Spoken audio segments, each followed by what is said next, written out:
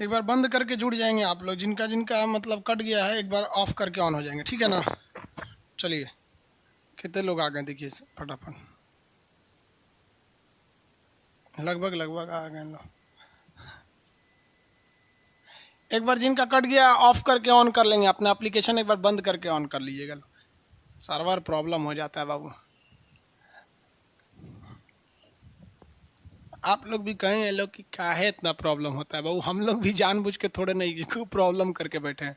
यह देखिए यहाँ पे तो गति का जड़ तो आप देखें, गति का जड़ तो कहता है कि हम रुकेंगे नहीं, गति वाला जड़ तो क्या कहता है हम रुकेंगे ही नहीं। किसी को दिक्कत है?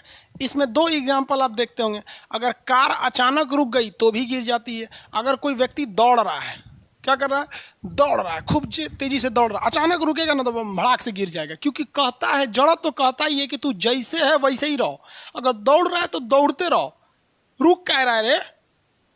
समझ में आ रहा है कि नहीं आ रहा है? किसी को कोई दिक्कत है? आगे बढ़े, किसी को कोई दिक्कत नहीं ना है। अब आप कहेंगे, सुनिए ध्यान से, इसी का एक एग्जाम्पल हो गया हाइपर लूप। क्या हो गया? Hyper loop. सुनिए, कहता है कि कोई वस्तु अगर गति में है तो गति में ही रहेगी। न्यूटन का पहला नियम समझिए अब दोबारा, जड़त्व तो आप समझ गए, किसी को कोई दिक्कत है क्या? क्या कह रहा है सब?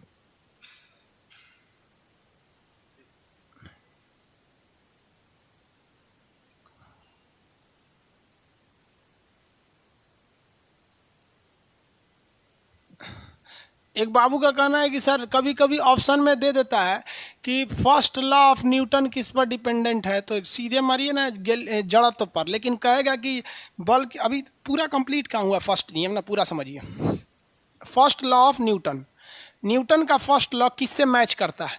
ये मैच करता है गैलीलियो से, गैलीलियो से। और गैलीलियो ने किसकी, ये दोनों ने मिलकर किसके बारे में बताया था? जड़त्व के बारे में। किसके बारे में? जड़त्व। और जड़त्व डायरेक्टली डिपेंड करता है किस पर? मास पर। डायरेक्टली डिपेंड करेगा मास पर। जड़त्व कितने टाइप का होता है? दो टाइप का, एक होता है विरामा का कि रुका है तो रुके ही रहेगा, और एक होता है गति का कि हम चल दिए हैं तो चलते ही रहेंगे। इससे हमें न्यूटन के फर्स्ट नियम से हमें क्या मिलती है? बल की परिभाषा मिलती है, फोर्स का परिभाषा मिलता है। फोर्स का क्या होता है? परिभाषा मिलता है। अब आप कहेंगे सर फोर्स का परिभाषा कहाँ से मिला? आप तो फोर्स पहले ही बता दिए, बल व धक्का या खिंचाव है। सुनिए ध्यान से, यहाँ क्या कह रहा है कि अगर कोई चीज़ गति में है ना, अगर कोई चीज़ गति में है तो वो गति में ही रहेगी, रुकेगी ही नहीं। और अगर रुकती है, सुनिए ध्यान से, अगर रुकती है तो समझिएगा उस पर कोई ना कोई अलग से फोर्स लगाया गया है। देखिए कोई चीज़ रुकी है तो ये तो समझ में आता है कि चलो भैया इस पे कोई फोर्स नहीं लग रहा है तो रुका हुआ है, लेकिन न्यूटन ने क्या कहा कि अगर कोई चीज़ गति में है तो वो गति में ही रहेगी, रुकेगी ही नहीं जब तक आप उस पर फोर्स ना लगाएं रोकने के लिए। जैसे साइकिल चला रहे हैं, आप पैडल मार के छोड़ दीजिए, आपको कई फोर्स काम करता है। चक्के के नीचे घर्षण काम करता है, चक्के के नीचे क्या काम करता है? घर्षण काम करता है। हवाओं का प्रेशर काम करता है, हवाएं अगर जिधर आप जा रहे हैं उधर मारेगा तो कोई दिक्कत नहीं, उल्टा मार दिया तो दिक्कत। दूसरा ग्रेविटेशन फोर्स काम करता है, लेकिन ग्रेविटेशन फोर्स बहुत ज़्यादा पावरफुल नहीं होता है, मेन होता है फ्रिक्शन होता है और हवाओं का होता है। तो यही हो गया, इसी पर दिमाग लगाया इलोन मस्क। इलोन मस्क जो है इस बहुत खतरनाक आदमी, बहुत सोच समझदार आदमी, उसने एक दिमाग लगाया। उसने कहा कि न्यूटन ने जब कहा है कि कोई भी चीज़ रुकती कब है, जब तक हम उस पर एक्सटर्नल फोर्स नहीं लगाते हैं तब तक वो रुकती ही नहीं है। एक काम करते हैं, हम एक्सटर्नल फोर्स को ही क्या कर देते हैं? ख़त्म कर देते हैं। तो इसी का कंसेप्ट लगाएं किन्होंने? Elon Musk. और उन्होंने एक नया टाइप का ट्रेन बना दिया जिसे कहते हैं हाइपर लूप। क्या कहेंगे? Hyper loop. हाइपर लूप एक अलग टेक्नोलॉजी है जो इस जड़त्व के नियम को फॉलो नहीं करती है। इस जड़त्व के नियम को क्या नहीं करेगी? फॉलो नहीं करती है। यह है आपका हाइपर लूप। ये ट्यूब के जैसे होते हैं हाइपर लूप। ये नेट नहीं चल रहा है क्या इसमें? इस तरह से क्यों डाउनलोड हो रहा है ये? देखिए इंडिया में भी हाइपर लूप बन रहा है।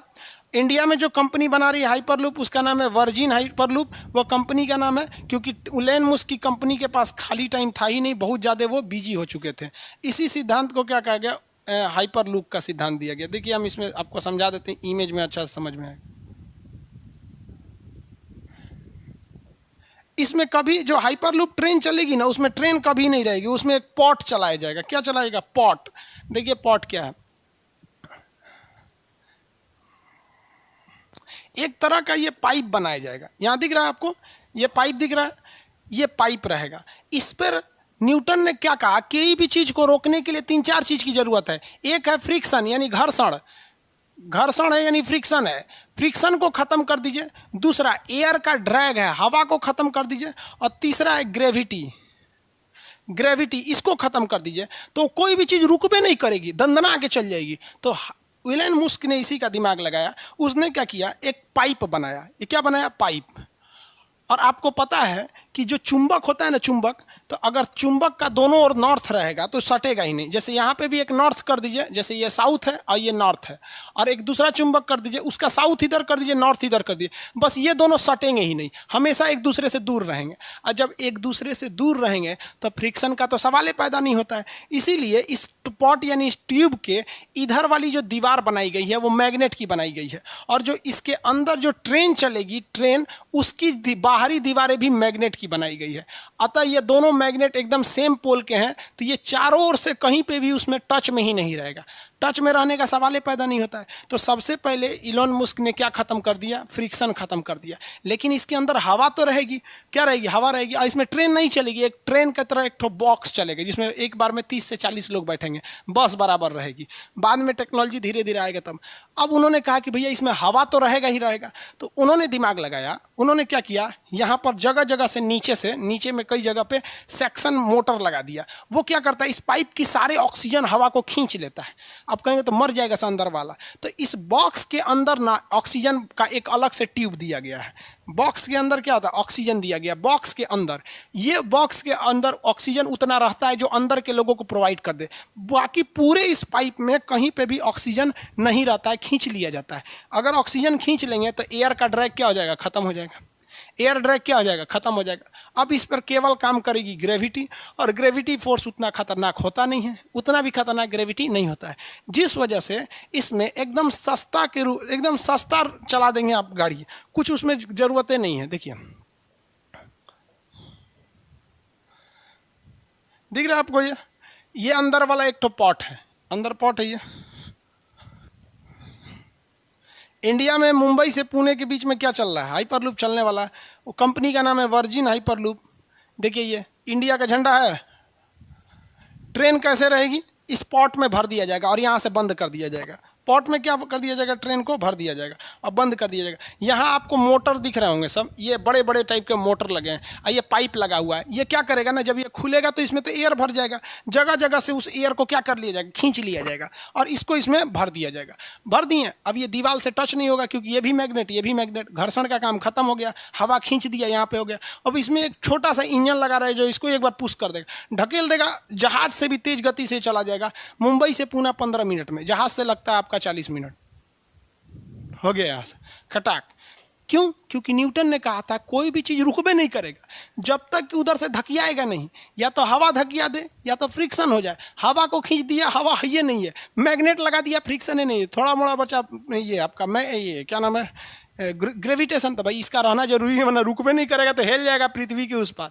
तो भारत में भी ये बन रहा है, वर्जिन हाइपरलूप कंपनी बना रही है। हालांकि अभी इस पर थोड़ा सा कोरोना की वजह से हर प्रोजेक्टे रुक गया है कोरोना की वजह से। क्या कीजिएगा, कोचिंग से लेकर हर चीज़ दुनिया का बंद है। तो ये भारत के लिए एक सौहार्द होगा कि एशिया में हम लोग दुबई के बाद दूसरे कंट्री होंगे जो हाइपरलूप को लेकर आ रहे होंगे। हाइपरलूप का कंसेप्ट समझ में आ गया आप लोग को? ये भी किस पर स्थित है, आपका जड़त्व पर आधारित है। न्यूटन साहब का पहला नियम हो गया, न्यूटन का पहला नियम हो गया, गैलीलियो से संबंधित है। सर रुकेगा कैसे वहाँ पूछ रहे हैं सर, इसे रुकेगा कैसे? देखो भाई वो डर गया पूरा, करेगी सर रुकेगा कैसे, तो हिल जाएगा, पुणे के आगे गिर जाएगा कहीं पे। तो देखो भाई इसमें ना कुछ नहीं है, बस एक साइड में पंखा लगा हुआ है, इस पीछे में क्या लगा रहेगा, पंखी लगा रहेगा। ये पंखी क्या होगा, नचेगा, पंखी नचेगा इस तरह से, तो ये आगे बढ़ेगा। जब रोकना होगा ना, जब कहीं पे भी क्या होगा, रोकना होगा, तो पंखी को रिवर्स घुमाने लगेंगे लोग। पंखी को रिवर्स घुमाएंगे तो प्रेशर थोड़ा थोड़ा कम होगा, धीरे धीरे धीरे जाएगा, रुक जाएगा। उसमें ये सिस्टम लगाए जाएंगे, समझ। नाव कैसे रुकती है, जो बांस से हम लोग नाव खेते हैं लोग, कैसे रुकती है? उल्टा ढकेल देते हैं लोग, यही ना कंसेप्ट रहता है। नाव में कहीं ब्रेक रहता है? नहीं ना रहता है। पानी वाली जहाज कैसे रुकती है? चल रही है ऐसे, उल्टा घुमाइएगा तो ब्रेक का काम करने लगता है, बस यही काम है इसमें। बहुत बड़ा इंजन ऐसा रुकेगा कैसे? डर गया एकदम। न्यूटन साहब को समझ में आ गया। अब न्यूटन साहब का दूसरा नियम समझते हैं। न्यूटन साहब का सेकंड नियम। सेकंड नियम से बल का समीकरण निकलता है, इक्वेशन ऑफ फोर्स। बल का समीकरण, बल की परिभाषा किससे निकली? पहले से। इससे क्या निकलेगा? इक्वेशन निकलेगा। अब ये इक्वेशन निकलेगा कैसे? सेकंड नियम से। तो न्यूटन साहब ने कहा था कि संवेग में जो परिवर्तन होता है वो बल के बराबर होता है। अब संवेग आपको बाउंस कर जाएगा। संवेग का मतलब क्या होता है कि हमारा मास कितना है, हमारा मास कितना है और हम कितनी स्पीड से जा रहे हैं, इसी को क्या कहा जाता है? संवेग।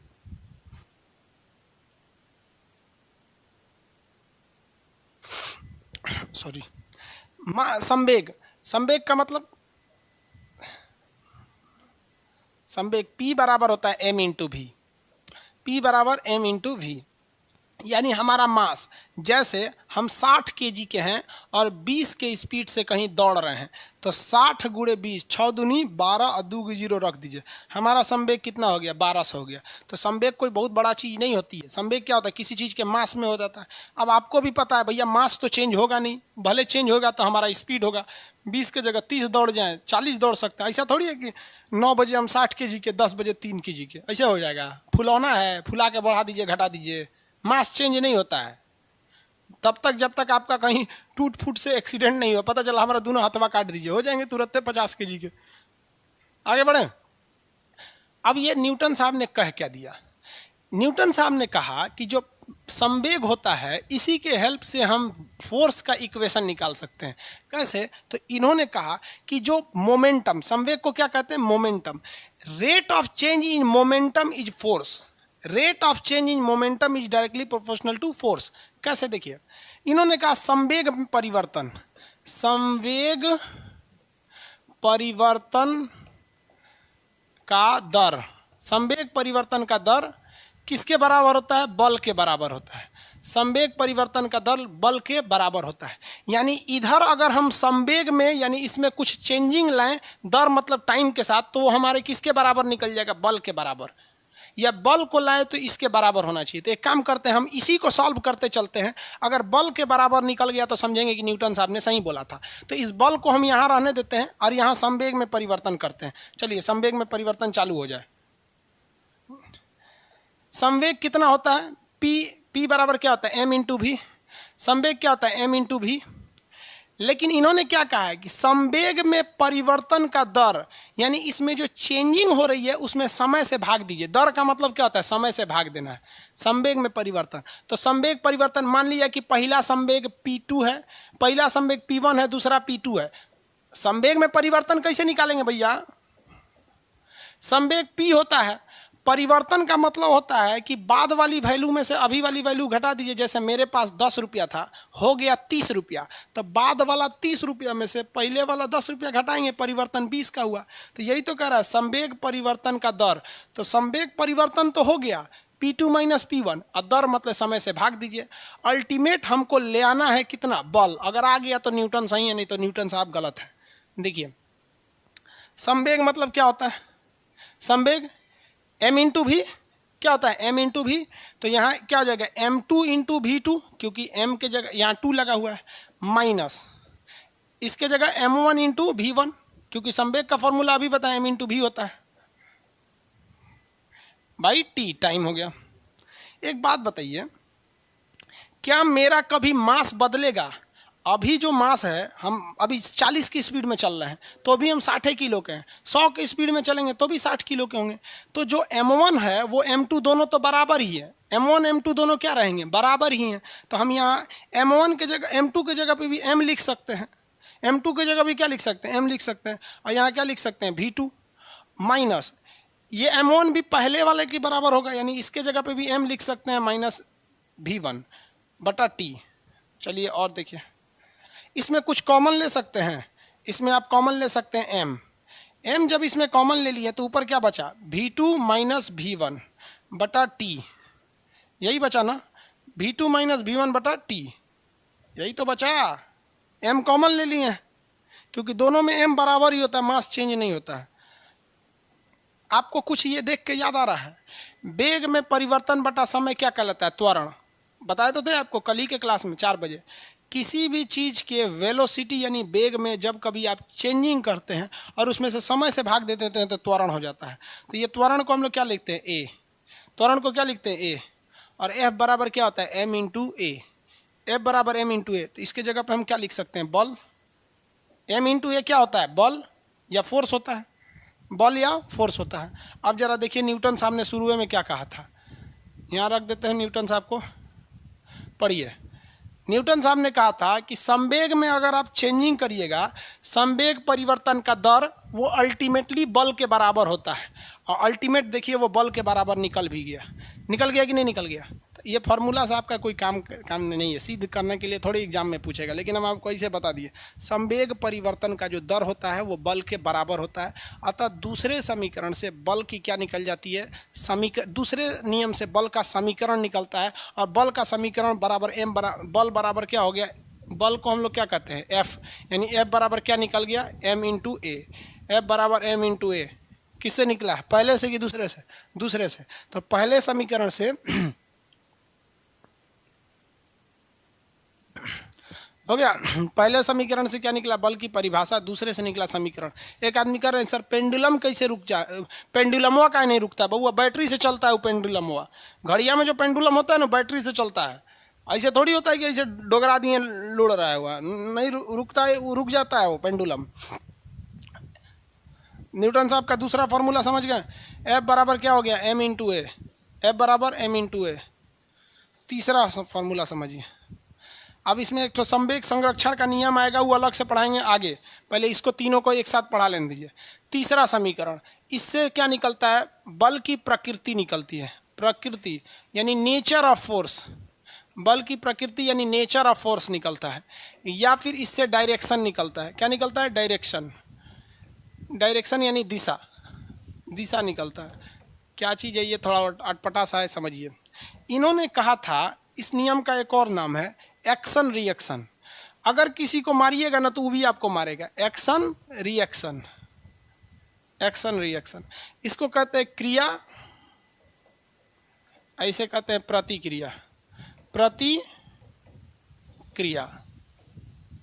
क्रिया प्रतिक्रिया। तो इससे दिशा निकल गया, आप इधर लगाएंगे तो उल्टा दिशा में लगा देगा, डायरेक्शन में। मतलब कहने का सेंस कि अगर हम किसी को एक तमाचा इसे मार दिए, मान लीजिए हम अपने आप को एक तमाचा मारे या आप किसी दूसरे आदमी को एक तमाचा मारे, तो दोनों को बराबर चोट लगा है, क्योंकि जितना आपने एक्शन किया उधर से उतना ही मात्रा में क्या निकला है? रिएक्शन निकला हुआ है। एक्शन और रिएक्शन हमेशा क्या रहते हैं? बराबर रहते हैं। अब आप कहेंगे कि सर जिसको गाल पे मारे उसको चोट ज़्यादा लगा, तो देखिए गाल जो था ना ये सॉफ्ट एरिया होता है। गाल का एरिया कैसा होता है? सॉफ्ट होता है। और हाथ का एरिया बहुत हार्ड होता है, जिस वजह से यहाँ चोट का एहसास ज़्यादा होता है और यहाँ कम होता है। अगर विश्वास ना हो तो मुड़िया लड़ा के देखिए, अपना सर दूसरे के सर में लड़ाइएगा, दोनों को बराबर चोट लगेगा। आपके लिए सिद्ध हो जाएगा कि एक्शन और रिएक्शन बराबर होते हैं। सर एक्शन और रिएक्शन का बराबर होना बहुत ज़्यादा जरूरी है। एवरी रिएक्शन है वह इक्वल, एवरी एक्शन है जो इक्वल रिएक्शन। लेकिन डायरेक्शन क्या होता है? उल्टा होता है। दिशा क्या होगा? उल्टा। दिशा हमेशा उल्टा होता है डायरेक्शन। मतलब हम अगर यहाँ मारे तो ये वाला हाथ इस डायरेक्शन में बल लगाया और मेरा ये गाल जो है इस डायरेक्शन में बल लगाया, तो क्रिया प्रतिक्रिया का सेम नियम होता है। जैसे रॉकेट जब छोड़ते हैं ना, रॉकेट दिवाली के दिन में रॉकेट छोड़ते होंगे, तो जो बारूद होता है क्या कर, बारूद उसको क्या करता है? ऊपर ढकेलता है, और रॉकेट उसके धुआं को नीचे फेंकता है। इसलिए देखिए कहाँ चला जाता है? रॉकेट आसमान में चला जाता है। तो ये भी एक तरह का क्रिया प्रतिक्रिया। अब आप कहेंगे सर रॉकेट उड़ता है संवेग संरक्षण पे, तो संवेग संरक्षण थोड़े पढ़ा रहे हैं हम, तो पढ़ा रहे हैं भैया न्यूटनवा के 3 नियमों। पहले इसको समझिए फिर संवेग संरक्षण समझिएगा। तो रॉकेट छोड़ते हैं तो कैसे चला जाता है? ऊपर से नीचे चला जाता है। आप कभी भी चलते हैं, कहीं पर भी चलते हैं, तो आप अगर ध्यान देंगे तो आप ज़मीन को पीछे ढकेलते हैं। आप जब भी चलते हैं तो ज़मीन को पीछे ढकेलते हैं और ज़मीन आपको आगे ढकेल देता है, इसलिए आप चले जाते हैं, अदरवाइज में नहीं चल सकते। आप किसको ढकेलते हैं? ज़मीन को। यही वजह है कि आप बालू पे चलिएगा तो बालू आपको ढकेलता ही नहीं है, बालू बहुत कम ढकेलता है, इसलिए बालू पे चलना मुश्किल होता है। आप तो हुमच के एक्शन लगा रहे हैं, वो ससुरा रिएक्शन ही नहीं कर रहा है, तो बस आप चलिए नहीं पाएंगे, आपका डायरेक्शन ही भटक जाएगा। पानी पे जाइएगा ना, पानी पे पनिया आप मारेंगे पनिया में तो पैर में धंस जाएगा। पानी को आप ढकेलिए नहीं पाएगा तो पानी कहेगा हम काहे लिए ढकेलेंगे, चलो आइए नीचे आइए। समझ में आएगी नहीं आएगा। एक्शन रिएक्शन, हेलीकॉप्टर पंखी मारता है फट फट फट फट फट फट फट ताकि हवा कहाँ जाए नीचे और हेलीकॉप्टर जाए ऊपर। पक्षी क्या करता है, मार एक्शन, एक्शन जानता है, एक्शन मारेंगे तो क्या हो जाएगा, रिएक्शन हो जाएगा। तैरते हैं क्या करते हैं, मार पानी को पीछे आप आगे, पानी पीछे आप आगे। तो आप पानी को करते हैं एक्शन, पानी कर देता है रिएक्शन और दोनों का डायरेक्शन उल्टा होता है। यानी पानी पीछे आप आगे, पक्षी हवा को मारता है नीचे, पक्षी ऊपर, हेलीकॉप्टर हवा मारेगा नीचे, हेलीकॉप्टर ऊपर। समझ में आ गया कि नहीं, एक्शन और रिएक्शन। हवाई जहाज उसका जो प्रोपेलर होता है वो हवा को पीछे फेंकता है, हवाई जहाज आगे चला जाता है। गाड़ी चक्का जमीन पीछे फेंकता है, वो आगे चला जाता है। तो किसी भी चीज़ का एक्शन का, हर एक एक्शन का एक क्या होता है, रिएक्शन होता है। नाव से, नाव पे जब आप कूदते हैं तो आप नाव को कहाँ ढकेलते हैं, पीछे, और नाव आपको आगे ढकेल देता है। तो हर एक्शन का एक रिएक्शन होता है, लेकिन उसका डायरेक्शन हमेशा क्या होता है, उल्टा होता है। आदित्य शर्मा जी कह रहे हैं सर स्क्रीन का पीडीएफ दे दीजिए, स्क्रीन पीडीएफ दे दीजिए।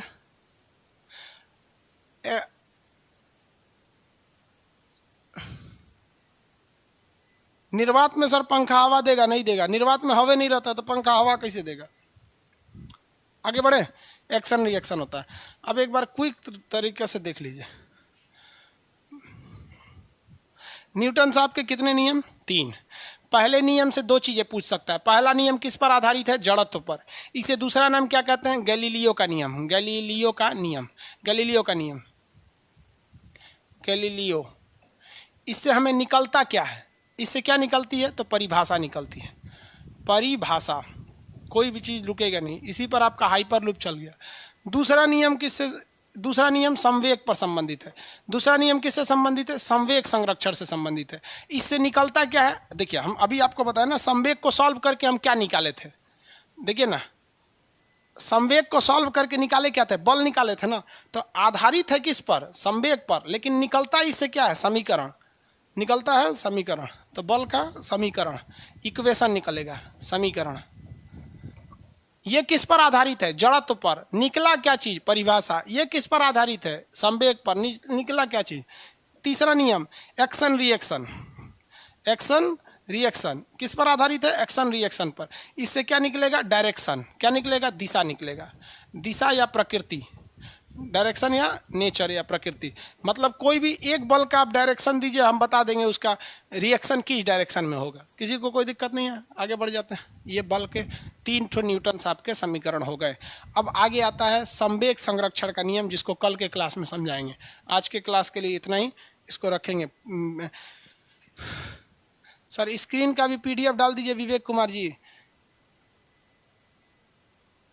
मनीष पासवान जी क्या पूछ रहे हैं। स्क्रीन का पीडीएफ चाहिए, स्क्रीन पीडीएफ डेली चाहिए सर, पीडीएफ देना जरूरी है स्क्रीन का। चलिए हम आपके सामने स्क्रीन का पीडीएफ निकाल देते हैं। यही स्क्रीन का ना, जितना पढ़ाए हैं आज, ले आधा मिटा दिए थे क्या, अच्छा बीच में सर्वर बंद हो गया था, ओहो बीच में सर्वर। हालांकि ये देखिए इसमें जितना पढ़ाए हैं ना, ये सारा आपके मटेरियल में लिखा हुआ है, इसलिए इसका पीडीएफ देने की ज़रूरत नहीं पड़ेगी। हालांकि हम निकाल कर रख लेते हैं पीडीएफ, एक्सपोर्ट पीडीएफ, नाम क्या है इसका, न्यूटन, न्यूटन नाम से इसको निकाल देते हैं। ठीक है चलिए इसको डाल देंगे। हाँ, हालांकि इसको डालने से कोई फ़ायदा नहीं होगा, ये मटेरियल में लिखा हुआ है। आगे से ध्यान रखेंगे कि जितने चीज़ें हैं उसको मिटाएं नहीं, क्योंकि इसको मिटा देते हैं ना तो मिटाने के बाद पीडीएफ नहीं बनेगा। ये ऊपर उठा देंगे ना तो इसका पीडीएफ बनेगा, क्योंकि ऊपर उठाने से मिटता नहीं है। इसमें आधे चीज़ को मिटाइए दिए हैं तो फिर पीडीएफ क्या देंगे। नेक्स्ट क्लास में मिलेंगे कल, आज के लिए इतना ही। जय हिंद। कभी कभी सर्वर बंद हो जाता है बीच में ना, तब क्या कीजिएगा, कट करके उसको वापस आ जाइएगा। आगे बढ़ते हैं, कल मिलेंगे।